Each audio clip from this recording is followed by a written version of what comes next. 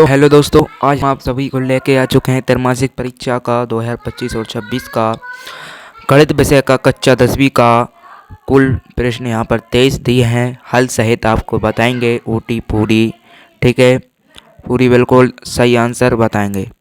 तो यहाँ पर पहला प्रश्न यहाँ पर दिया हुआ है 12 और 15 का एचसीएफ होगा, तो इसमें आंसर होगा आपका 3। और दूसरा वाला प्रश्न यहाँ पर निम्नलिखित में से कौन सी अपरिमेय संख्या है, तो इसका सही आंसर होगा आपके लिए उपरोक्त सभी, ठीक है, डी वाला ऑप्शन सही आंसर होगा।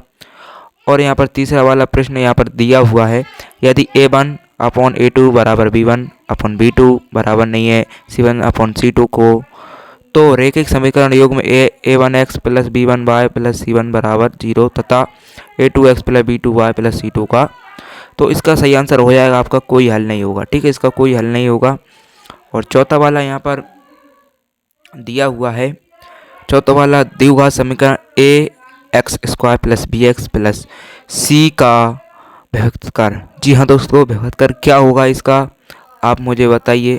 तो इसका सही आंसर होगा आपका पहला वाला d बराबर बी स्क्वायर माइनस 4ac, ठीक है, इसका सही आंसर d बराबर बी स्क्वायर माइनस 4ac, ठीक है। और यहाँ पर पांचवा वाला आंसर सही है, द्विघात समीकरण में अधिकतम मूलों की संख्या होती है, तो इसका सही आंसर हो जाएगा आपके लिए 2, इसमें 2 आंसर हो जाएगा। और छठा वाला यहाँ पर समांतर श्रेणी का n पद, तो समांतर श्रेणी का n पद होता है an बराबर, यहाँ पर पहला वाला सही आंसर हो जाएगा an बराबर a plus n minus 1 into D, ठीक है, इसका पहला वाला सही आंसर हो जाएगा। दोस्तों अब आते हैं हम हमारे प्रश्न नंबर 2 पे, रेगिस्तान हुए हैं जो कि, तो पहला नंबर है सभी डैश त्रिभुज समरूप होते हैं, तो इसका सही आंसर हो जाएगा समबाहु होता है। और दूसरा वाला 3√2 एक डैश संख्या है, तो इसका सही आंसर हो जाएगा अपरिमेय संख्या है।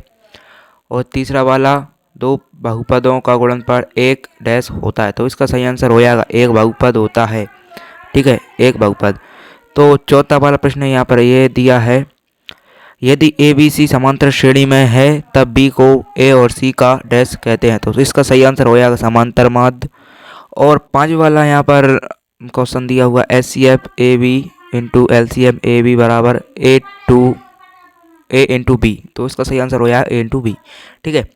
और छठा वाला यहाँ पर प्रश्न दिया हुआ है हमको बिंदु पी एक्स वाई की मूल बिंदु से दूरी, तो यहाँ पर डैश होती है, तो इसका सही आंसर हो जाएगा रूट में कोष्टक X square plus Y square का कोष्टक, ठीक है, ये रहेगा आपका सही आंसर यहाँ पर सही जोड़ी पे। तो सही जोड़ी पे यहाँ पर पहला आधारभूत समानुपाती प्रमेय, तो इसका पलट के यहाँ पर इस साइड ये देखिए एक थेल्स प्रमेय, ठीक है, थेल्स प्रमेय आपका सही आंसर रहेगा पहले का मैं आपको। और दूसरा का यदि A X square plus B X plus C बराबर 0 के मूल समान हो तब, तो इसका सही आंसर रहेगा वो है बी स्क्वायर माइनस 4ac, तो इसका सही आंसर रहेगा बी स्क्वायर माइनस 4ac, ठीक है। अब आते हैं नंबर 2 पे, नंबर 3 पे। तो कोष्टक में ए एक्स कोष्टक 0 बिंदु का भुज, तो इसका भुज क्या होगा, इसका भी एक्स होगा, ये देखिए एक्स वाला ऑप्शन आपका बी वाला करेक्ट आंसर हो जाएगा एक्स।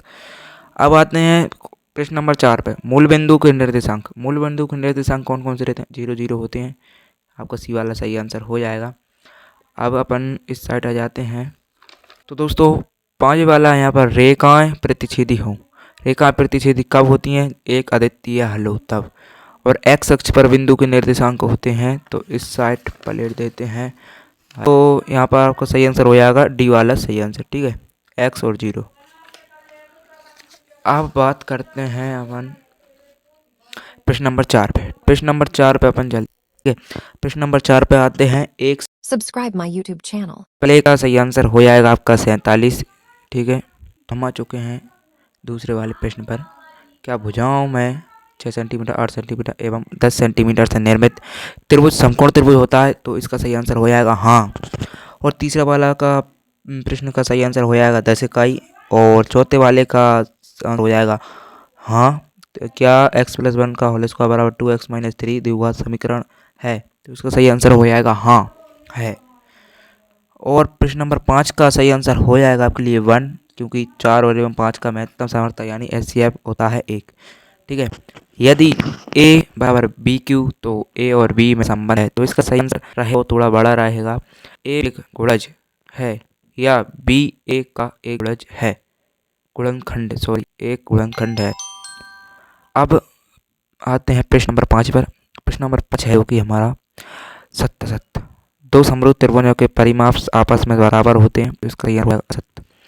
दूसरे वाले का आपका सही आंसर हो जाएगा सत्य, तीसरे वाले का सही आंसर हो जाएगा आपके लिए सत्य, चौथे वाले का आपका सही आंसर हो जाएगा सत्य और 5 वाले का सही आंसर हो जाएगा असत्य।